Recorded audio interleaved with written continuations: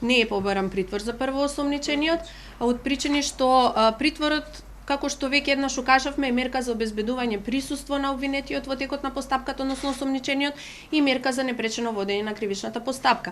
Доколку се има предвид дека првоосомничениот се сомничи токму дека неговото својство во службата го искористил за ова вршење на кривично дело, а тоа својство е престанато, а воедно не најдовме основи кои би упатувале на постоење на било која од другите околности за определување мерка притвор, сметавме дека наша обврска и должност е да постапиме согласно законските прописи, што и воедно го направивме во овој случај. На оштетениот во случај Љубе Бошковски веќе му беше изречена затворска казна во трајање од 5 години. Станува збор да затворска казна која треба да истече за месец или месец и по ден.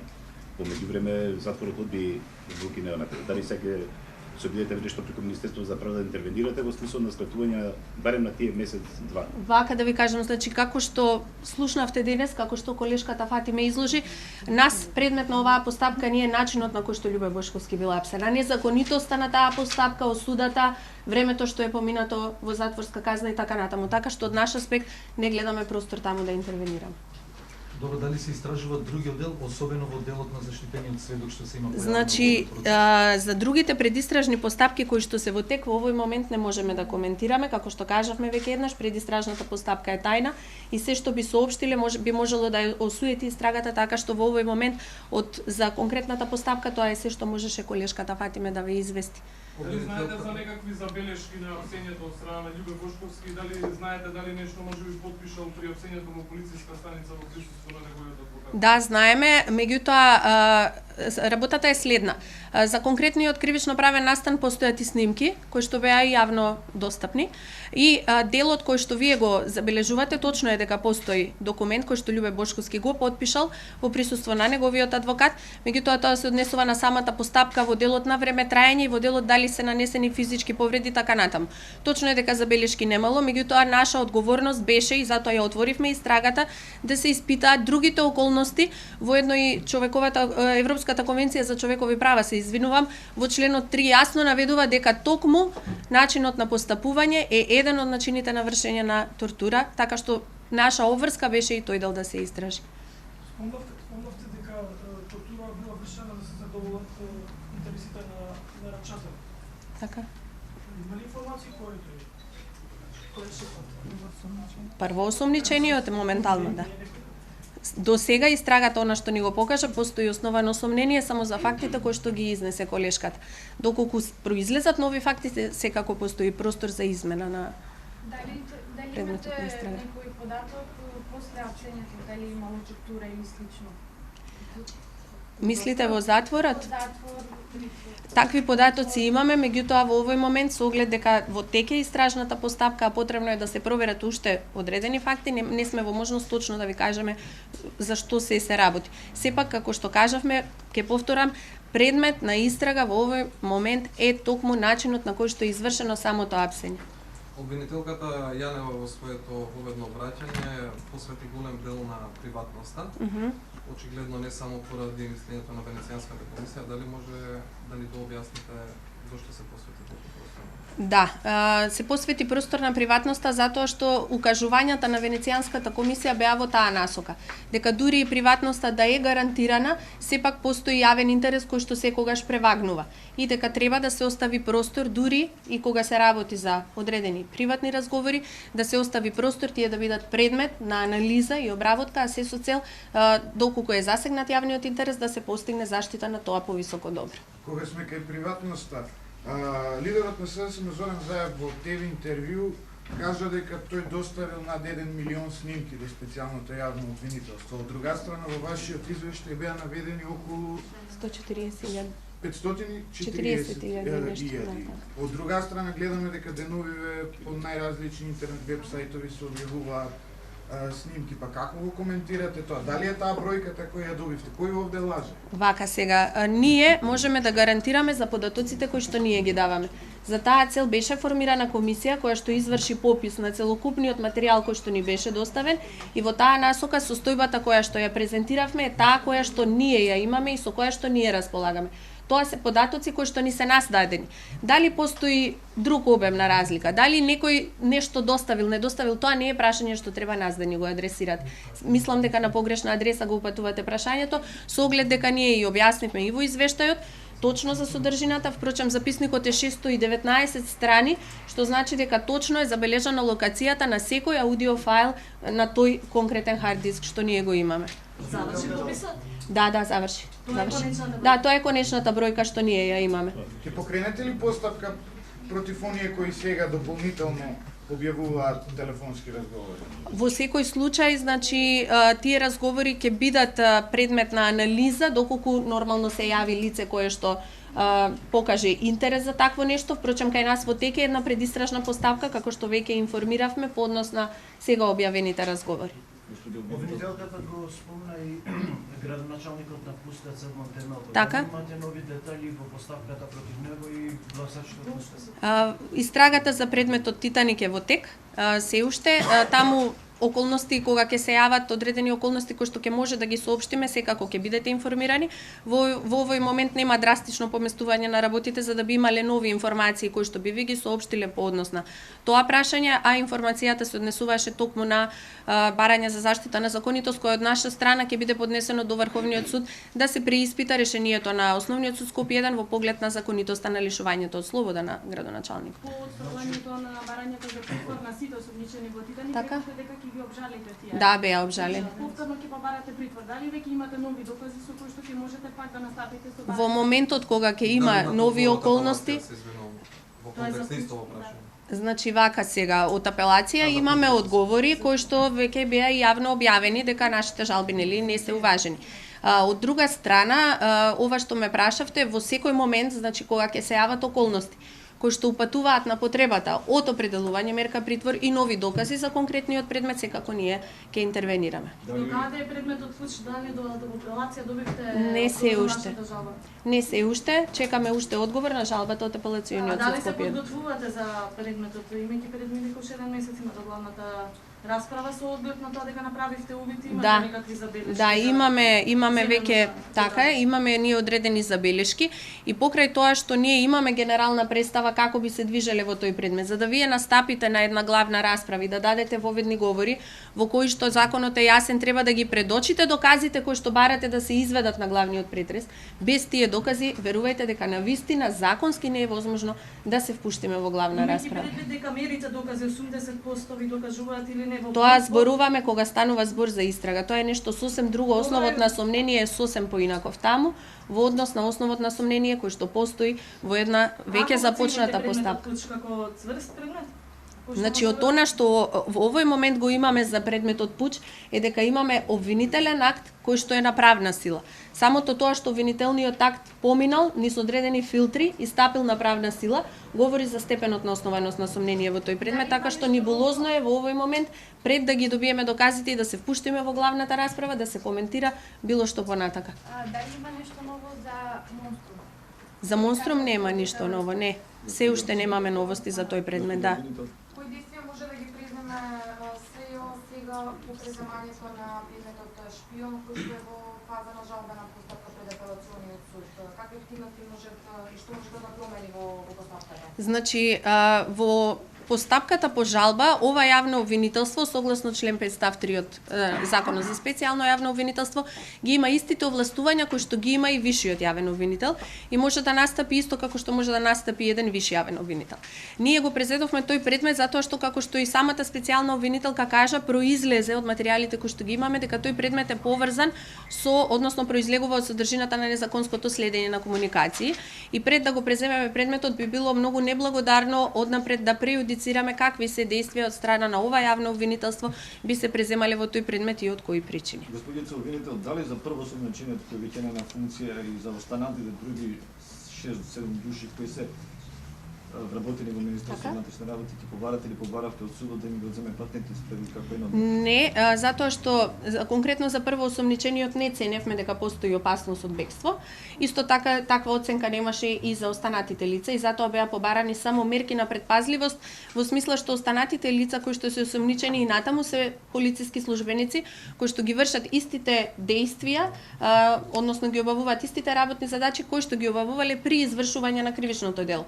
Така што сметавме дека целисходно би било како една порака, како што каже и колешката Фетај, а со цел непречено да тече истрагата, да се изречат тие мерки на предпазливост. А не побаравте да бидат суспендирани од нивните работни места привремено да ги овластување ние немаме да бараме да бидат суспендирани, имаме овластување да побараме да им биде забрането вршење на одредени задачи. Понатамошниот начин на постапување го оставаме на нивните предпоставени и тука не сакаме ниту да се мешаме, ниту да иницираме било какви постапки. Повелете.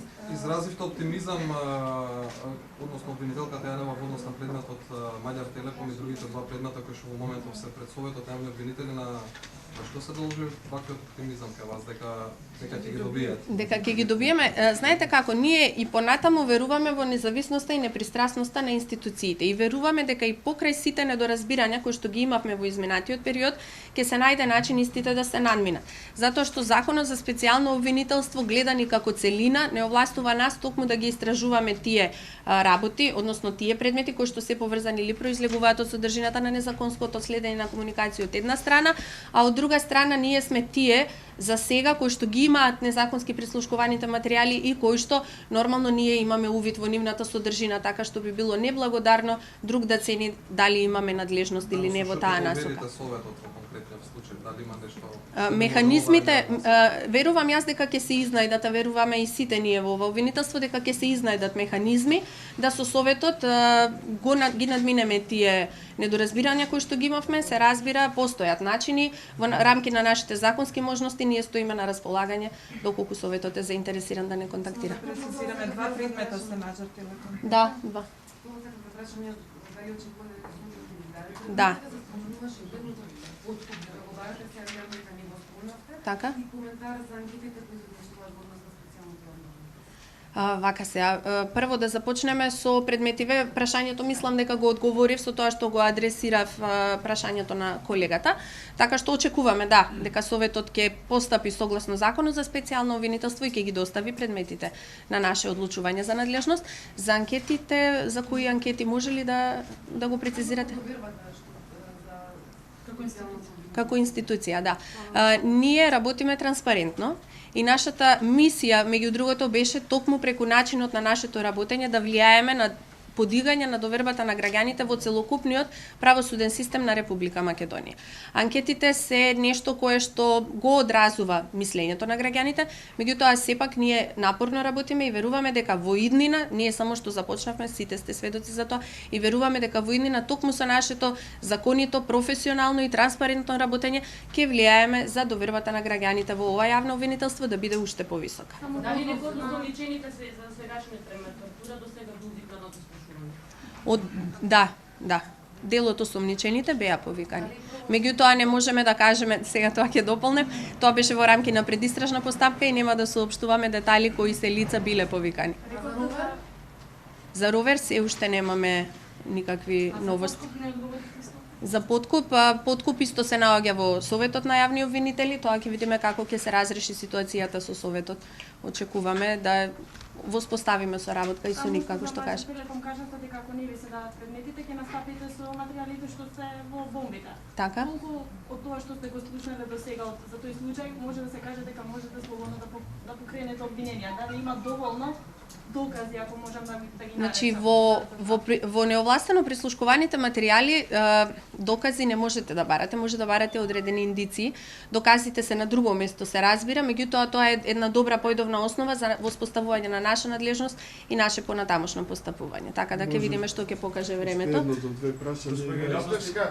Веќе 4-5 месеци се уште нема одговор за становите, скандалот со становите, односно Бирото за вештачење.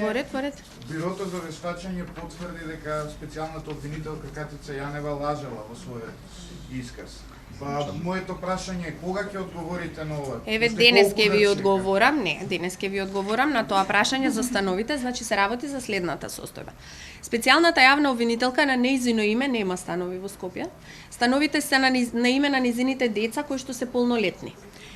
Согласно законот и согласно одлуката на владата минатиот пат презентирав, обвинителката го користи правото на службен стан и се плаќа закупнина за тој службен стан, која што изнесува 300 евра и тоа е подеднаква како закупнината која што се плаќа на сите јавни функционери и избрани или именувани независно. Така што ние не гледаме скандал. Тие двата стана ги исполнуваат мислам тоа не се станови кои што се прво и основно на име на обвинителката, туку се на име на незините деца и ниту еден од становите не е поголем од 80 квадрати согласно одлуката на владата, така што тука ние скандал воопшто не гледаме. Извештајот на Бирото за вештачење? Извештајот на Бирото за вештачења нема ние да го коментираме, сметам дека тука аргументите кои што се како имотен лист и други докази кои што се јавно достапни може да се проверат, че си го кажат своје.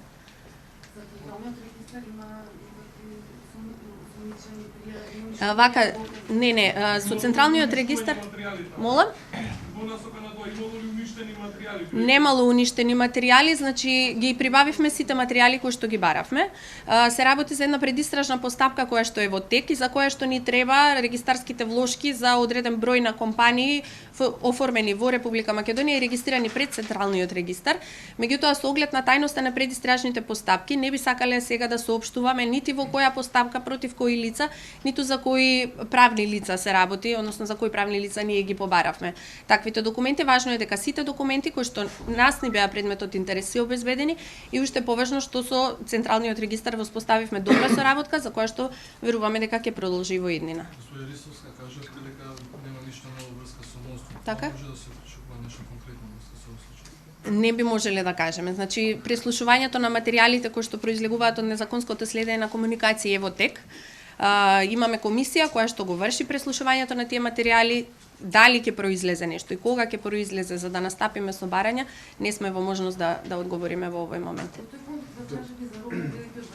Истото е. Истото е. Јас минатиот пат потенцирав дека тие сите предмети кои што се активни и имаат обвиненија, значи тие имаат легитимен застапник на обвинението. Судот нема апсолутно никакви пречки да продолжи со постапување само затоа што одбраната тврди дека предметот е во наша надлежност. Во моментот кога ќе имаме индикатори, кога ќе сметаме дека е потребно, ќе го побараме предметот за кој што е изразен интерес одреден и ќе одлучиме воопшто за надлежност. Документите кои сте ги барали од Централниот регистар во голем дел се јавно достапни. Дел од јавноста прокоментира дека тоа е скандализирање на целиот случај, естрадизација, правење на фама. По моето прашање, зошто мораше со полиција да упаднете во Централниот? Прво и основно би сакала да појаснам неколку работи за работењето на ова јавно обвинителство.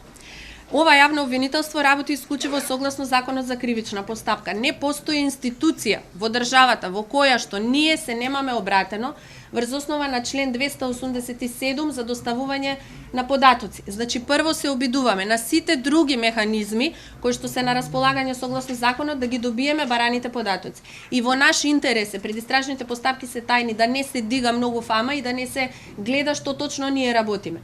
Затоа што токму тајноста на предистражната постапка има и своја смисла. Од друга страна, Централниот регистар имаше законски рок во кој што, верували или не, токму на 30-тиот ден не извести дека барањето наше е нејасно, иако претходно имаше телефонски консултации и со истражители и со јавни обвинители, а дел од нашите истражители беа и лично во Централниот регистар да го дообјаснат нашето барање, кое што впрочем не е ни спорно затоа што постапувале Централниот регистар по такви барања. Така што прибавивме ние наредба од судија за претходна постапка, не упаднавме ние со полиција, во никој случај тоа не се случи, а асистенција на полицијата секогаш се бара во ситуација кога имате вие затворена институција и кога ви треба вас обезбедување на лицата кои што таму ја спроведуваат судската наредба. Дали очекувате дека и Добро, другите што прашање институции, со други институции ќе на Ние очекуваме- да имате такви Ние очекуваме сите институции да соработуваат со нас. Законските можности се тие. Значи можеме да соработуваме и можеме ние да настапуваме со судски наредби и присилно да одземаме документација, присилно да одземаме предмети, што секако не е во наш интерес. Затоа изразуваме уверување до сите институции дека сите институции ќе соработуваат со ова јавно обвинителство.